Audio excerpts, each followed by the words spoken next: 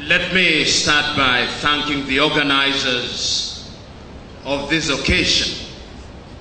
I've sat for a few minutes and I've been thoroughly moved. I've used the occasion to send a number of messages to my colleagues in Kenya that a powerful thing is going on in Uganda, and that in the fullness of time, we Kenyans and I hope East Africans must embrace what is happening in Uganda.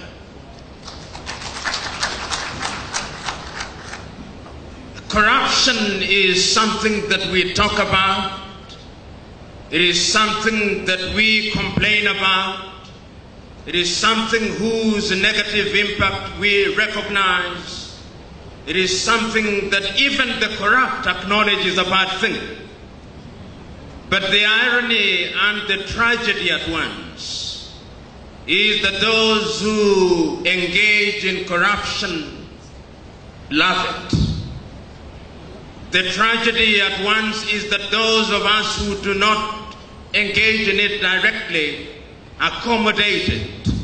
Our levels of tolerance for corruption in Africa is amazing. A long time ago, a great Greek philosopher said that it is in the nature of man to hang the small thieves and to elect the great ones into public office. We do that in Uganda, we do that in Kenya, we do that in Tanzania, we do that in Africa. And that is why Africa remains the poorest continent on earth. I was this morning rereading a book which I commend to you, a book written by a young Zambian economist called Dambisa Moyo, the book called Dead End. And in the introduction in that book, there is a note which was found in the bodies of two young Guineans who died while trying to run away from Africa. Today, many young Africans are running away. Not so long ago, about 4 weeks to be exact, 300 young Africans drowned in the Mediterranean Sea in Lampedusa because they were running away from Africa. Not so long ago, about 3 weeks to be exact, another group of young Africans drowned next to the island of Malta because they were running away from Africa. When you look at Africa today, whether you are looking at Uganda, Kenya, Tanzania, Nigeria, or indeed any country in Africa, our richest men and women are the men and women who occupy public office. We live in a continent where we celebrate thieves and vilify good men and women. That is the tragedy of Africa. While every other continent in the recent past has moved in the right direction, Africa still remains, in the words of Tony Blair, as the scar in the conscience of humanity. We live in a continent today where, as the young man has said, our young women, upon attaining puberty, cannot afford sanitary pads. But our public servants have iPads which they do not know how to use. We live in a continent today where our leaders who preside over our health sectors have no faith in the health sector. When they are sick and their families are sick, they run away to seek treatment in Germany, in France, in the United Kingdom, in South Africa and India. Even our health ministers don't have faith in our health departments. We live in a country and countries today where where the political leadership have no faith in the education sector. They bring unto us what they call free primary education or universal primary education, but they can never dare take their children to those schools. We live in countries where we claim that agriculture is the backbone of our societies, but we do not use technology to produce crops. Africans are dying younger than they were dying 50 years ago. We live in a country where Africans will energetically seek to amend the Statute of Rome while there is war in Mali, while there is war in Mauritania, while there is no peace in Somalia, while there is no rest in Eritrea. Africa is a tragic continent.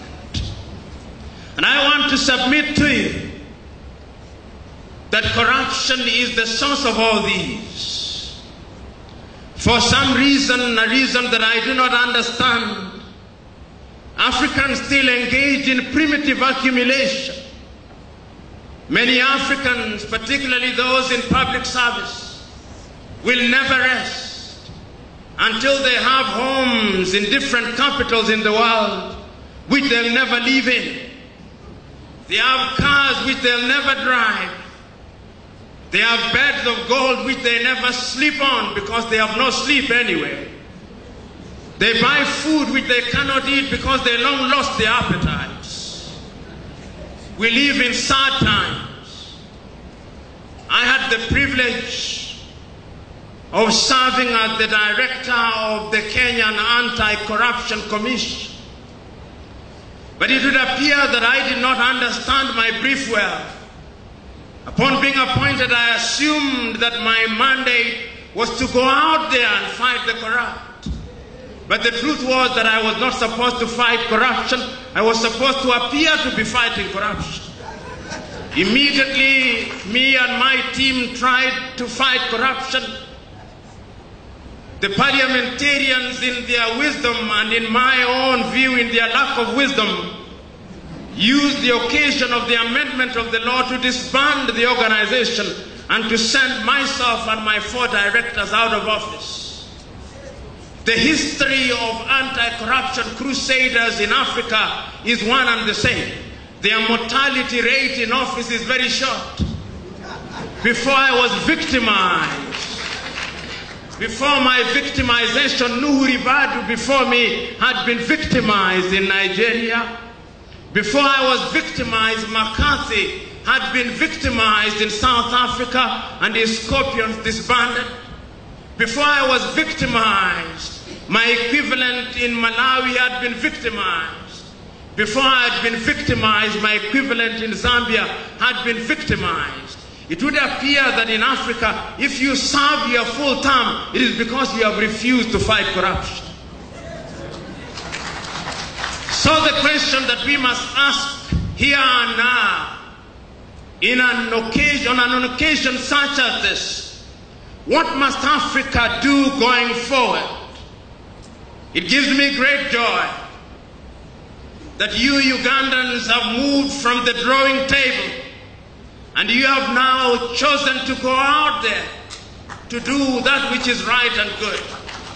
You have chosen today, through the commencement of the caravan, to move from the comfort of hotels in Kampala to go into Karamoja land, to go into Gulu, to go into Teso, to go into Hoima, to go into Kasese, to go into Mtukula, to go into all the corners of Uganda, so that the conscience of Ugandans can be reawakened, so that they may realize that corruption is a cancer that must not be allowed to grow. But I want to use this occasion to remind you that it's not going to be easy. The children of darkness, who are the perpetrators of corruption, have one advantage over the children of light. They are well organized. They are prepared to kill. They are prepared to do anything on earth to ensure that their ill-gotten wealth is retained.